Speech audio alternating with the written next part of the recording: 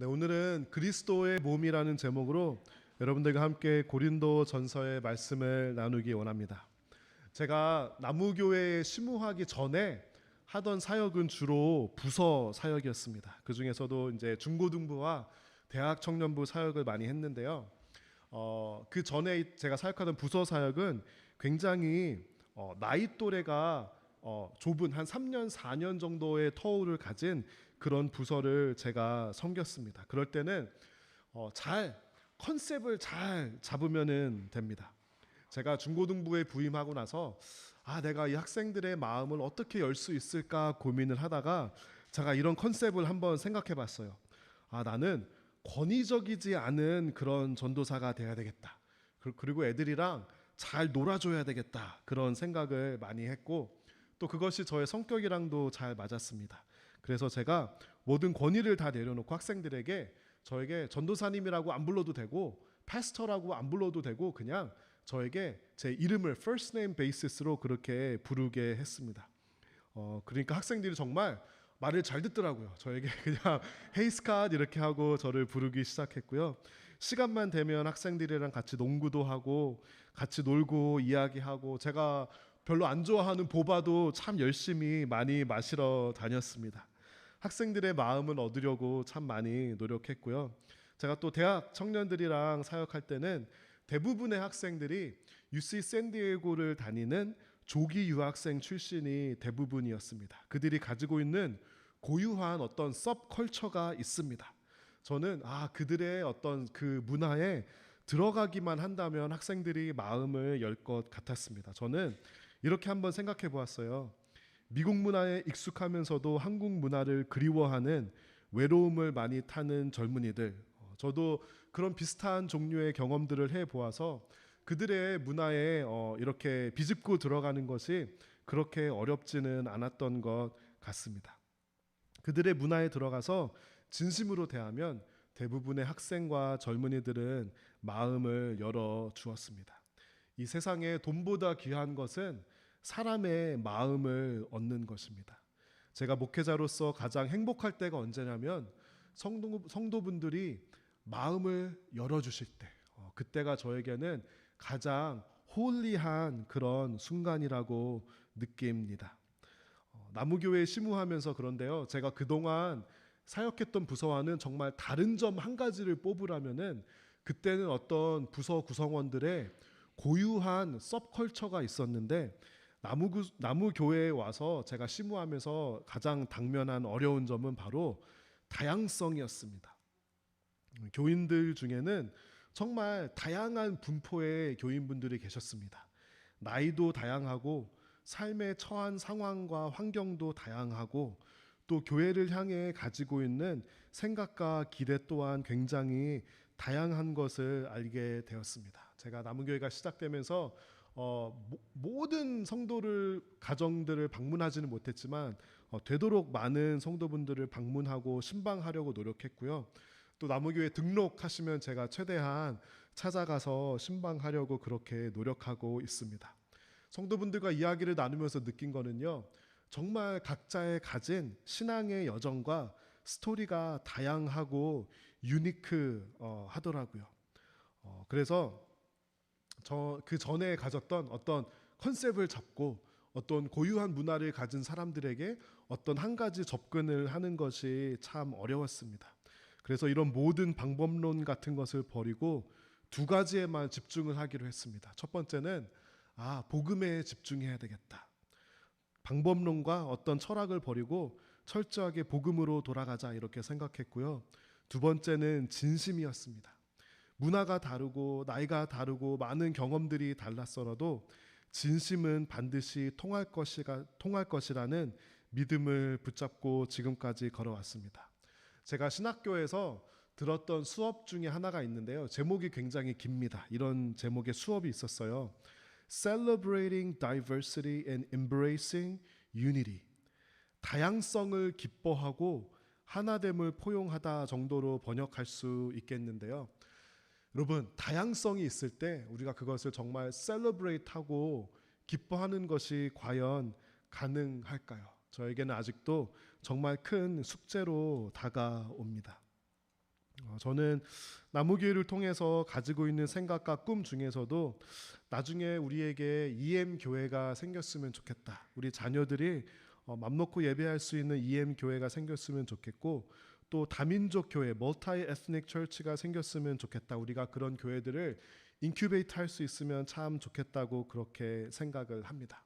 그러기 위해서 나중에 만약에 하나님께서 저희에게 건물을 허락해 주셔도 우리가 좋은 EM 교회와 좋은 멀티 에스닉 교회와 함께 공존할 수 있는 그런 모습을 우리가 처음부터 생각해 보면 얼마나 좋을까, 그런 생각을 하게 되었습니다. 그런데 가장 중요한 것은 아마 우리가 정말 다이버시티를 셀러브레이트 할 수 있고 서로의 다양성을 기뻐할 수 있는 그런 마음이 나무교회의 성도분들 가운데 있어야 우리와 조금 다른 언어와 문화를 가진 그런 그룹들도 우리가 품을 수 있지 않을까. 그래서 어떤 하드웨어적인 것보다 더 중요한 것은 우리 안에서 다양성을 받아들이고 그것을 인정하고 기뻐할 수 있는 마음일 것이라고 생각합니다. 오늘 우리가 찾아볼 고린도 교회에도 정말 다양한 종류의 사람들이 있었습니다. 제가 이 고린도 전서를 보니까요, 차라리 그래도 우리는 앨리스트 한국 사람들이 다 모이잖아요. 우리는 다 한국말 잘 하잖아요. 우리는 같이 축구 경기만 보면은 다 하나가 될 수 있잖아요.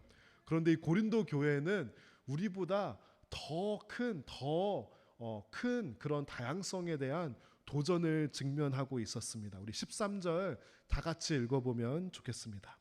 우리는 유대인이든지 그리스인이든지 종이든지 자유인이든지 모두 한 성령으로 세례를 받아 한 몸을 이루었고 모두 한 성령을 모시게 되었습니다. 고린도 교회 안에는요, 유대인도 있었고 그리스인도 있었어요. 민족이 다양했고요, 종이 있었고 자유인도 있었습니다. 여러분, 이런 다양한 사람들이 교회에 와서 정말 하나가 되고 잘 민글이 될 수 있었을까요? 아마도 그렇지 못했을 것입니다. 우리 가운데 다른 민족이 모인 멀티 에스닉 교회가 되면 우리가 하나가 되기 힘들었을 것이고요. 그 당시에는 종이 있었고 그 종을 고용하는 주인들이 있었을 것입니다. 아마도 종들은 자기들끼리 모이고 싶었고 또 자유인들은 자기들끼리, 주인들은 자기들끼리 모이고 싶지 않을까요? 우리가 소소모를 한번 고린도 교회에서 한다고 생각해 보시기 바랍니다. 여러분, 소소모 가운데 종들끼리 모이는 소소모를 만들고 주인끼리 모이는 소소모를 만들어야 할까요? 아니면은 다 섞어 놓는 그런 소소모를 만들어야 할까요? 이런 굉장히 현실적이고 구체적인 그런 도전들이 고린도 교회 안에 있었음을 우리가 알 수 있습니다. 그런데 오늘 말씀에서는요, 서로의 다른 점에 대해서 집중하지 말고 한 성령으로 세례를 받아서 한 몸을 이루었다고 우리에게 오늘 말해주고 있습니다. 우리 나무교회 가운데서도요, 굉장히 다른 사람들이 있고 출신 교회와 교단도 다르고요, 어떤 신앙관과 정치와 어떤 개인적인 상황도 굉장히 다를 수 있습니다. 그러나 하나님께서는 우리를 한 몸으로 불러주셨고요, 우리가 한 성령을 모시고 있다고 우리가 함께 고백할 수 있어야 한다는 것입니다. 우리 14절과 18절 다 같이 한 목소리로 읽어보면 좋겠습니다. 몸은 하나의 지체가 아니라 많은 지체들로 이루어져 있습니다. 그러나 사실 하나님께서는 그분이 원하시는 대로 몸 안에 각각 다른 기능을 하는 여러 지체를 두셨습니다. 우리의 몸에는 다양한 파트가 있습니다. 눈도 있고 귀도 있고 팔도 있고 심장도 있고 손도 있고 여러 가지 파트가 있죠. 하나님께서는요, 각 사람의 성도들을 다른 기능을 하는 여러 지체로 두셨다고 우리에게 말씀해 주시고 있습니다. 이 말은 무슨 말이냐면요, 여러분이 나무교회 안에서 우리 그리스도의 몸 안에서 감당해 주셔야 하는, 감당하기 위해 하나님께서 불러주신 그런 기능이 있다는 것입니다. 우리가 지난주에 성령의 은사에 대해서 나누었죠. 성령의 은사는 공동의 이익을 위해서 사용해야 된다고 그렇게 배웠는데요, 그 본문의 연장선에서 여러분 각 사람 한 사람이 하나님께서 나는 누구누구 성도는 이런 일을 했으면 좋겠어, 저런 역할을 담당했으면 좋겠어라고 하나님께서 생각하시고 이렇게 불러주셨다라는 것입니다. 요즘에 사람들이 건강에 참 관심이 많죠. 저도 요즘에 굉장히 건강에 관심이 많아졌습니다. 여러분, 건강하다는 말은 무슨 뜻일까요? 몸의 모든 부위가, 모든 부분이 다 건강합니다. 예를 들어서 제가 위가 안 좋다고 한번 생각해 보세요. 다른 데는 완전히 몸짱이에요. 다른 데는 완전히 건강한데 위가 안 좋아서 음식의 소화가 전혀 안 되고요. 죽밖에 먹을 수 없습니다. 여러분, 그러면 저는 건강한 사람인가요? 아니에요. 건강하다는 말의 의미는 어떤 뜻이냐면요. You are as strong as your weakest part. 여러분, 무슨 말인지 아시겠죠? 가장 안 건강한 나의 몸의 한 부분이 있으면 그 한 부분이 저의 건강의 척도를 결정합니다. 아무리 몸짱이고 제가 아무리 100m를 뭐 12초 내에 달릴 수도 있고 제가 막 산을 뛰어서 올라갔다 할 수 있어도 소화를 시키지 못하면 저는 건강하지 못한 사람입니다. 마찬가지로 몸의 한 부분만 아프면은 우리가 건강하다고 그렇게 느끼지 못합니다. 이런 것처럼 우리가 그리스도의 몸에서도, 우리가 교회에서도 서로에게 interdependent합니다. 누구 한 사람이 아프고 누구 한 사람이 건강하지 못하죠. 그러면 우리가 전체의 그리스도의 몸으로서 건강할 수 없기 때문에 그 건강하지 못하고 지금은 아파하는 그 지체를 잘 보살피고 잘 회복시켜서 그래야지 우리가 전체 그리스도의 몸이 건강해지는 것입니다. 우리가 그 약한 지체들에 대해서 성경에서 어떻게 말씀하시는지 22절과 24절을 같이 읽어보도록 하겠습니다. 이와는 반대로 몸에서 더 약해 보이는 부분이 오히려 요긴하며 하나님께서는 몸의 지체들을 함께 모아 부족한 지체들에게 더 큰 영광을 주셨습니다. 흔히 우리는 이렇게 생각합니다. 팀으로 하는 어떤 스포츠가 있고 팀으로 일을 해야 되는 프로젝트가 있는데 좀 이렇게 팀 프로젝트를 하면 항상 제일 열심히 안 하는 애가 한 명 있잖아요. 그렇죠? 또 팀 스포츠를 해도 열심히 안 뛰는 선수가 한두 명쯤은 꼭 있기 마련입니다. 한국 프로그램 중에 사장님 기는 당나귀기라는 프로그램이 있는데요. 제가 이 프로그램을 굉장히 재밌게 봅니다. 이 프로그램이 갑질하는 사장님의 모습을 이렇게 나타내는, 그려내는 그런 프로그램인데 어떤 농구팀이 나오는데요. 어떤 한 농구 선수가, 이 선수는 부상에 이제 방금 회복되어서 지금 잘 뛰지를 못해요. 그러니까 감독이 그 약한 선수에게 너 게임 뛰고 싶어? 너 게임 뛰고 싶어라고 다른 선수가 다 있는데 막 소리를 지르면서 강하게 밀어붙이는 그런 이제 이런 장면을 보게 됩니다. 우리는 흔히 약한 멤버가 있고 어떤 팀에서 약한 멤버가 있으면은 그 사람을 빨리 때로는 강하게 말하기도 하고 밀어붙이기도 해서 그 선수나 그 멤버가 강해져야 우리 팀이 강해질 수 있다고 그렇게 생각을 합니다. 그런데 오늘 본문에서는요, 완벽하게 다른 접근을 하고 있습니다. 약하고 잘 못한 저 선수가 얼마나 잘하고 싶겠어요. 잘하고 싶은데 잘 못하는 거잖아요. 그런 사람들에게 혼내고 윽박지르고 그러는 것이 아니라 잘 보살피고 잘 케어해줘서 회복할 수 있게 다른 그리스도의 몸이 도와주어야 한다고 그렇게 말해주고 있습니다. 회복할 수 있게 보살핌이 필요합니다. 제가 몇 년 전에 온두라스에 선교를 가서 건축 선교, 그 중에서도 이제 저는 기술이 없으니까, 기술이 없는 사람은 몸 쓰는 것밖에 못 하잖아요. 제가 일주일 내내 삽질만 했습니다. 삽질을 하다가 허리를 심하게 다쳤습니다. 제가 이렇게 너무 고통스러워하고 있는데 누가 저를 케어해주지 않고 사진을 찍고 있더라고요. 제가 그 사람 얼굴을 아직도 잊지 못하는데요. 제가 이 허리만 다친 게 아니라 사실 그 허리와 척추, 골반, 목까지 이 뼈가 완전히 심하게 뒤틀려졌습니다. 다음 그림 보시면 제가 3.5기 스파이너 디제너레이션 이 판정을 받았는데요. 저는 이거를 보고 나쁘지 않네라고 생각했어요. 저는 1기부터 페이즈 1부터 페이즈 10까지 있다고 생각을 했는데 의사 선생님이 저를 보더니 이게 페이즈 4까지가 있대요. 1기부터 4기인데 제가 3.5, 그러니까 뼈 이 척추가 완전히 뒤틀려 버린 거예요. 이 스파이널 디제너레이션을 받았습니다. 의사 선생님이 뭐라 그러냐면요, 보통 자기는 3.5기와 4기의 환자는 안 받는데요. 나아질 수가 없어서. 근데 의사 선생님이 저는 그래도 너가 아직 30대 있으니까 젊으니까 let's give it a try 하고 저를 이제 환자로 받아주셔서 진짜 뼈를 완전히 다시 끼워 맞추는 그런 작업을 한 6개월 정도 했습니다. 제가 아직도 그래서 좀 이렇게 일상생활 하는데 큰 불편은 없는데 좀 무리하고 그러면은 제가 허리가 좋지가 않습니다. 허리가 다치니까요, 너무 아파서 걸어 다닐 수가 없습니다. 걸어 다니는 것뿐만이 아니라 제가 휠체어를 타고 온두라스에서 집에 와야 되잖아요. 진짜 일어설 수가 없어서 휠체어를 타고 이제 공항을 수속을 마친 다음에 이렇게 왔습니다. 제가 그나마 이제 건축 선교 마지막 날에 다쳐서 그나마 다행이었는데요. 그 주말을 온두라스에서 보내고 오는 그런 스케줄이었어요.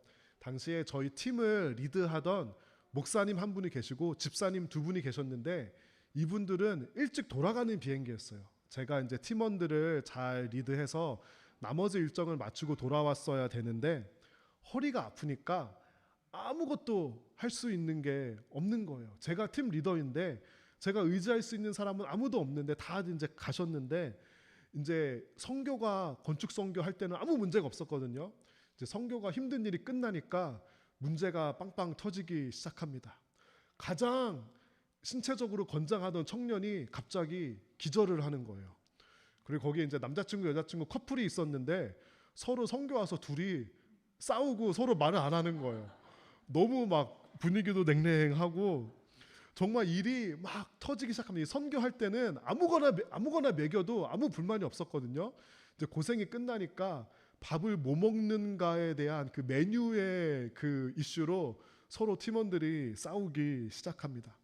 이때 제가 리더로서 중재하고 같이 이제 화해도 시키고 해야 되는데 허리가 아프니까 가만히 누워 있을 수밖에 없는 거예요. 저는 누워 있으면서 너무 마음이 불편한 겁니다. 이게 몸이 아픈 사람의 마음은요, 나도 내 역할을 너무 하고 싶은데 진짜 몸이 아프니까 할 수 있는 게 아무것도 없고 그 팀원들에게 너무너무 미안한 겁니다. 그래서 제가 어떻게 했냐면, 근데 누워 있는데 팀은 지금 완전 산산조각이 나고 있어요. 이렇게 하면 안 되겠다 그래가지고 제가 가만히 누워 있을 수가 없어서 어떻게 했냐면요, 이 누워서 일단은 몸을 뒤집은 다음에 기어갔습니다. 팀 있는 데까지 기어가서 제가 진짜 혼신의 힘을 다해가지고 겨우 의자에 기어가서 이제 앉았습니다. 제가 이제 기어가서 앉으니까 팀원들이 조용해지더라고요. 제가 두 가지를 선포했습니다. 오늘 저녁은 내가 사비로 스테이크를 사줄게. 일단 밥을 먹여야 되니까, 그렇죠? 제가 그날 사비로 온두라스에서 가장 비싼 스테이크 집에 가서 그거를 일단 밥을 먹인 다음에 돌아와서 다 같이 앉아서 우리 회개하자. 그리고 다 같이 기도했습니다. 여러분, 제가 몸이 아프니까 이제 거기까지 할 수 있는 게 저의 최선이었어요. 그 후로 더 몸이 이제 허리가 안 좋아져서 그 후는 이제 휠체어 타고 공항에 온 거예요. 여러분, 오늘 본문 24절에서는 약한 지체들에 대해서 뭐라고 말씀하시는지 여러분 잘 읽어보세요. 다 같이 한번 다시 읽어볼게요. 하나님께서는 몸의 지체들을 함께 모아 부족한 지체들에게 더 큰 영광을 주셨습니다. 부족한 지체들은 너무 미안해요. 허리가 아프니까 팀원들에게 너무 미안하더라고요.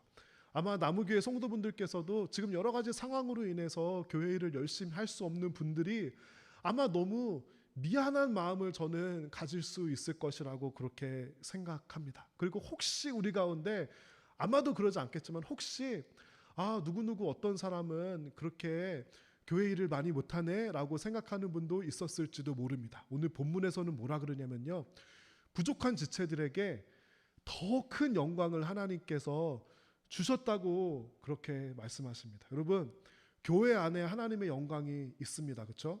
그 하나님의 영광은 어디에 있을까요? 오늘 본문에 의하면 부족한 지체들에게, 약한 지체들 위해 하나님의 영광이 거하시는 겁니다. 그러면 우리 성도들은 어떻게 해야 되죠? 하나님의 영광이 거하는 그 부족하고 약한 지체들을 존귀히 여기고 소중히 여겨야 하는 것이 바로 우리의 성도의 마음입니다. 그래서 우리 교회 안에서는요, 절대로 사람을 기능적으로 보면 안 됩니다. 사람 중에 일을 잘하는 사람이 있고 일을 못하는 사람이 있을 수 있어요. 회사에서는 기능적으로 그 사람을 볼 수밖에 없는데요, 교회에서는 절대로 기능적으로 그런 사람을 보면 안 됩니다. 능력 있고 일 잘하고 성격 좋은 성도 위주로 저는 그렇게 교회가 돌아가면 안 된다고 생각합니다. 왜냐하면 교회의 영광은 부족한 지체들에게 있기 때문입니다. 제가 나무교회가 시작되기 전에 하나님께서 그런 것들을 저에게 선물로 주신 것 같아요. 제가 우연히 어쩌다가 크로스로드라는 유튜브 채널을 알게 되고, 거기서 이제 그 채널이 이제 기독교 채널인데 주로 교회의 본질 또는 교회 개척에 대한 내용을 주로 다룹니다. 제가 그 채널을 통해서 교회의 본질에 대해서 많이 생각할 수 있는 그런 기회가 있었습니다. 저 가운데 있는 그 백발의 목사님이 정성진 목사님이라고 거룩한 빛 광성교회라는 교회에서 이제 은퇴하신 목사님인데요. 이분이 이제 본인이 교회 사역을 오랫동안 하시고 돌아보면서 자신이 잘했던 것, 잘 못했던 것들을 이렇게 돌아보면서 말씀을 해주시는데, 한 가지가 제 마음에 꽂혔습니다. 이분이 무슨 말씀을 하시냐면요, 교회가 약하고 약한 지체들을 위해서, 가난하고 힘들고 아픈 지체들을 위해서 참 그들을 보살피려고 많은 노력을 했대요. 장애를 가진 사람을 참 교회가 보살피려고 노력하고, 한국에 가면은 이렇게 고시원이나 쪽방 같은 데 사시는 분들 있잖아요. 그런 분들을 잘 이렇게 보살피려고 참 노력을 했고, 그런 노력을 하니까 하나님께서 이 교회에 너무 큰 축복을 많이 주셨대요. 이분이 그 교회가 받은 복을 이렇게 설명하시더라고요. 교회가 문 연 그 첫 번째 주부터 단 한 주도 등록한 새 가족이 없던 주가 없었대요. 이분이 한 30년 이상 목회를 하셨는데 30년 동안 매주 새 가족이 등록하는 그런 복을 이 교회에 주셨다고 합니다. 이분이 가만히 생각해 보니까 이분이 항상 그래요. 나는 B급 목사다. 설교도 그냥 B급이고 나는 그렇게 잘하는 은사도 없는데 하나님께서 왜 우리 교회에 이런 큰 복을 주셨을까 생각해 보니까 딱 한 가지밖에 없었대요. 약한 지체를 교회가 잘 돌보는 그런 마음을 가졌다. 저는 그것이 마치 제 머리를 망치로 누가 때린 것 같은 그런 마음이었습니다. 그리고 절대 이 레슨을 절대 잊지 말자라고 다짐했습니다. 저 교회에서 재정의 50%를 가난하고 약한 지체들을 위해서 사용한다고 합니다. 우리 나무교회도 힘들고 약한 지체들을 잘 많이 섬기기 위해 많은 노력을 하고 있죠. 이 약한 지체들은 교회 안에도 있고 교회 밖에도 있습니다. 우리가 교회 안에 있는 약한 지체들도 잘 케어하고 섬겨야 하고요, 교회 밖에 있는 약한 지체들도 잘 케어하고 섬겨야 합니다. 우리 25절 다 같이 한번 읽어볼까요? 그래서 우리 몸에 나님이 없게 하시고 몸의 여러 지체들이 서로 돌보며 살게 하셨습니다.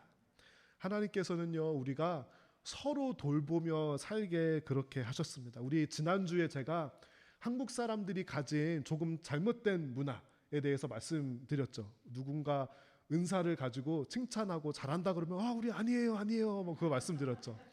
그런 것처럼 또 한국 사람들이 우리가 가지고 있는 고유한 문화 중에 우리가 좀 잘 못하는 게 있어요. 우리는 뭐라고 하냐면요, 자꾸 우리가 누군가에게 도움을 받고 보살핌을 받으면 민폐가 된다고 생각을 해요. 우리 한국 사람들은 다른 사람에게 피해를 주는 것을 너무 힘들어하고 그것을 너무 불편해하고 힘들어합니다. 여러분, 그런데 오늘 본문에서 뭐라 그러죠? 하나님께서는요, by design 그렇게 만드신 거예요. 몸의 지체들이 서로를 돌보며 살게 그렇게 하나님께서 만드신 거예요. 그렇기 때문에 때로는 우리가 도움이 필요하고 돌봄이 필요합니다. 그런데 그것을 우리는 다른 사람에게 도움을 잘 요청하지도 못하고 알리지도 못하고, 중보기도 팀에서 저에게 말씀해 주시는 게 뭔지 아세요? 기도 제목을 안 나눠주신대요. 왜 그러죠? 우리는 마치 누군가에게 걱정을 끼치는 것이 민폐를 끼치는 것 같다라는 그런 생각을 하는데, 여러분, 그것은 잘못된 문화입니다. 우리가 성경의 문화는 뭐라 그러냐면요, 서로 돌보며 살게 하나님께서 그렇게 하셨다고 그랬습니다. 그래서 더 이상 우리가 불편함을 끼치고 민폐를 끼치고 여러분 그렇게 생각하지 않으셔도 좋습니다. 도움이 필요하시면 도움을 요청하십시오. 보살핌이 필요해서 보살핌을 받는 것을 여러분 힘들고 다른 사람에게 피해를 준다고 생각하실 필요가 없습니다. 그것을 거부하지 말아주세요. 그리고 우리 중보기도 팀에게 여러분 기도 제목을 나누어 주시기 바랍니다. 그러다가 여러분이 회복되고 여러분의 삶의 또 건강의 상황이 나아지면은 그때 다른 지체들을, 약한 지체들을 돌보아 주시고 그들을 도와주세요. 우리가 이제 추수감사절과 크리스마스와 연말이 다가오고 있는데요, 우리가 이런 시간 동안 한번 이렇게 생각해 봤으면 좋겠어요. 우리 교회 안에 또 교회 밖에 약한 지체들을 우리가 초대해서 같이 이 추수감사절과 연말의 기쁨을 나누면 얼마나 좋을까. 우리가 우리끼리 좋은데 여행 가고 놀러 가고 맛있는 거 먹고 그런 것도 중요하지만 약한 지체들을 초청해서 그들과 함께 그들을 돌보며 함께 그 기쁨을 나누면 너무 의미 있는 그런 연말이 되지 않을까 생각해 보았습니다. 우리 26절 27절 다 같이 한번 읽어보겠습니다. 몸의 한 지체가 고통을 당하면 모든 지체가 함께 고통을 당하고 한 지체가 영광을 받으면 모든 지체가 함께 기뻐합니다. 여러분들은 그리스도의 몸이며 한 사람 한 사람은 그리스도의 지체입니다. 제가 최근에 사실 이런 얘기를 꺼내도 될지 굉장히 많이 고민을 했으면 여러분 오해 없이 들어주셨으면 좋겠습니다. 제가 최근에 몇 주 동안 굉장히 힘들고 우울한 그런 시간들이 있었습니다. 나무교회에 등록했다가 최근에는 이제 교회를 나무교회에 더 이상 나오지 않고 있는 그런 청년들이 몇 명이 있습니다. 많은 성도분들이 청년들에게 관심을 보여주시고 또 청년들을 섬겨주시는 가정이 정말 정성스럽게 정성과 열심을 다해 주셨지만 또 저도 많이 노력했지만 아직은 그들의 필요를 채울 수 있는 그런 힘이 아직은 우리에게 없는 것 같습니다. 그래서 이제 청년들과 만나고 이야기하고 그들에게 너네가 가장 가서 신앙생활을 잘 할 수 있는 교회에 가서 신앙생활을 할 수 있다면 그것으로 그 청년들의 신앙생활을 그냥 응원해 준다고 그렇게 말할 수밖에 없었는데요. 돌아와서 참 마음이 많이 아팠습니다.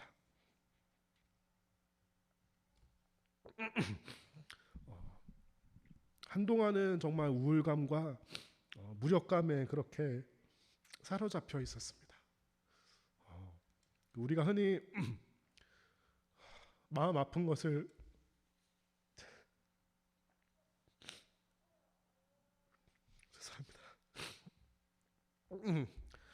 마음 아픈 것을 표현할 때 이런 표현을 쓰고는 하죠. 마음이 찢어지게 아프다. 정말 딱 그 마음이었습니다. 근데 오늘 본문을 보니까 마음이 찢어지게 아프다라는 표현이 참 정확한 표현이더라고요. 왜냐하면 같은 몸인데, 그렇죠? 몸의 한 부분인데 그 부분이 몸을 이탈하면은 말 그대로 찢겨져 나가는 거잖아요. 그렇죠? 정말 마음이 찢어지는 그런 아픔을 경험했습니다. 그렇지만 그럼에도 불구하고 저는 청년들뿐만 아니라 우리 나무교회 안에 있는 지체들 가운데서도 예배에 잘 참가하지 못하고 그리스도의 몸과 마치 조금 분리되어 있는 것 같은 그런 성도분들의 얼굴과 이름을 다 떠올리면서 그렇게 기도하고 있습니다. 저는 나무교회 안과 또 교회 밖에 모든 우리 그리스도의 약한 지체들을 끊임없이 품고 싶고요. 청년들을 또 끊임없이 품고 싶은 그런 마음이 있습니다. 오늘 윤은정 성도님께서 볼리비아 그 사역에 대해서 나누어 주셨죠. 이 사역자들이 다 청년이라고 합니다. 그들이 자신의 삶과 공부가 있는데도 불구하고 저 차량을 가지고 안데스 산맥을 넘어서 오지 구석구석으로 가면서 그곳에 있는 오지의 마을들을 품습니다. 저는 이 볼리비아의 청년들을 보면서 우리 나무교회 청년들이 이탈해서 너무 마음이 아팠는데 그 볼리비아의 청년들을 우리가 축복하면 어떨까? 우리 나무교회 명예 청년부라고 생각하고 그들을 한번 만나보고 싶습니다. 그들을 돕고 싶고 그들을 축복하고 싶습니다. 교회 가운데는 아픔이 있습니다. 우리가 그리스도의 몸이지만 모든 사람들이 100% 행복하고 100%잘 적응하는 것은 아닙니다. 그리스도의 몸 가운데는 항상 아픔이 있고 찢겨지는, 마음이 찢어지는 그런 아픔이 있습니다. 이런 아픔 가운데 하나님의 방법은 무엇일까요? 하나님의 뜻은 무엇일까요? 저는 그 아픔을 우리가 축복으로 푸는 것이 하나님의 방식이라고 생각합니다. 교회 안에 아픔이 있는 것 잘못된 것이 아닙니다. 그렇죠? 절대로 잘못된 것이 아니고요. 우리는 그 아픔을 인정합니다. 그러나 그들을 품고 약한 지체들을 품고 아픔이 있으면 그것을 오히려 축복으로 푸는 것이 저는 하나님의 방식이라고 생각합니다. 교회가 된다는 것이 무엇일까요? 저는 그것이 함께 우리가 아픔도 나누고 함께 기쁨도 나누고 함께 울고 함께 웃고 그러면서 비로소 우리는 성숙한 성도가 되어가고 교회가 되어가고 그리스도의 몸이 되어가는 것이라고 생각합니다. 몸의 지체를 생각할 때 저에게 잊을 수 없는 기억이 하나 있습니다. 이것을 하나 나누고 오늘 설교를 마무리하려고 합니다. 조금 무거운 주제일 수도 있지만 몇 년 전에 저희 아버지께서 췌장암으로 돌아가셨습니다. 제가 의사 선생님이랑 마지막으로 한 통화를 제가 아마 평생 잊지 못할 겁니다. 그때 아버지가 계시던 병원이 리버사이드, 여기서 한 1시간 반 정도 떨어진 곳에 계셨는데요. 너무 상황이 급박하니까 의사 선생님이 직접 저한테 전화를 하셨어요. 제가 일하고 있는데 의사 선생님이 전화해서 급박한 목소리로 빨리 지금 병원으로 당장 오라고 그러는 거예요. 그러면서 선생님이 뭐라 그러시냐면요, 몸에 있는 장기들이 서로 디스펑션하기 시작했다. 이제 시간이 얼마 남지 않았다. 그렇게 말씀을 하시더라고요. 죽음 직전에 일어나는 일이 뭐냐면요, 몸의 각 다른 부분들이 서로 조화롭게 작용하지 못하고 서로 살기 위해 서로의 방법으로 디스펑션하기 시작합니다. 서로 서로 디스펑션하고 하나하나씩 페일하기 시작한 것입니다. 굉장히 무서운 그런 그림이지만 저는 그리스도의 몸도 비슷하다고 생각합니다. 우리가 약한 지체를 돌보지 않고 몸의 건강에 대한 생각과 조화 없이 자신의 뜻과 자신의 방법과 생각대로 움직일 때 마치 몸의 다른 지체들이 디스펑션하는 그런 모습일 것입니다. 그렇다면 교회는 역동성과 영적인 건강을 잃어버릴 것입니다. 여러분, 하나님께서는 모든 성도분들을 각자의 기능과 역할을 담당할 수 있는 그리스도의 지체로 불러주셨습니다. 그 가운데는 아픔도 있고 기쁨도 있을 것입니다. 그 가운데는 눈물도 있고 웃음도 있을 것입니다.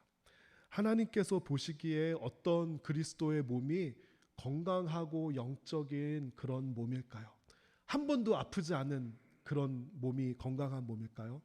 저는 그렇지 않다고 생각합니다. 하나님께서 보시기에는 약한 지체가 있고 아픔이 있는데 서로 돌보고 서로의 아픔과 연약함을 나누고 기도해주고 그들을 케어하며 돌보면서 살아가는 몸이 있다면 조금 아파도 다시 회복되고 그런 그리스도의 몸이 바로 하나님께서 보시기에 영광된 교회가 아닐까요?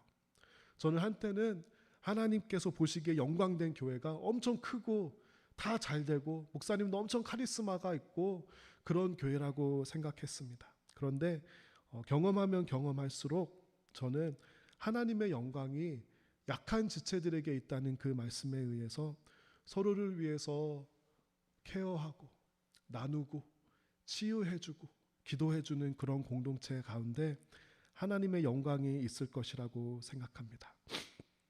요즘 우리는 많은 사람들이 교회를 비판하고 교회에서 상처받고 많은 사람들이 교회를 포기하는 시대를 살아가고 있습니다.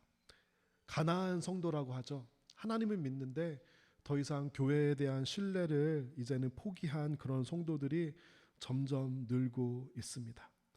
하지만 우리가 건강한 그리스도의 몸으로 서로를 사랑하고 서로를 케어하며 약한 지체를 케어하며 돌보며 그 빛을 들고 세상으로 나아가는 그리스도의 몸이 되기를 소망합니다. 그런 그리스도의 건강한 몸이 되는 나무교회가 되었으면 좋겠습니다. 우리 이 찬양 다 함께 했으면 좋겠습니다. 우리 찬양팀 나와주시고요. 조금 익숙하지 않은 찬양일 수도 있지만 우리 다 함께 일어나서 이 찬양의 가사를 묵상하면서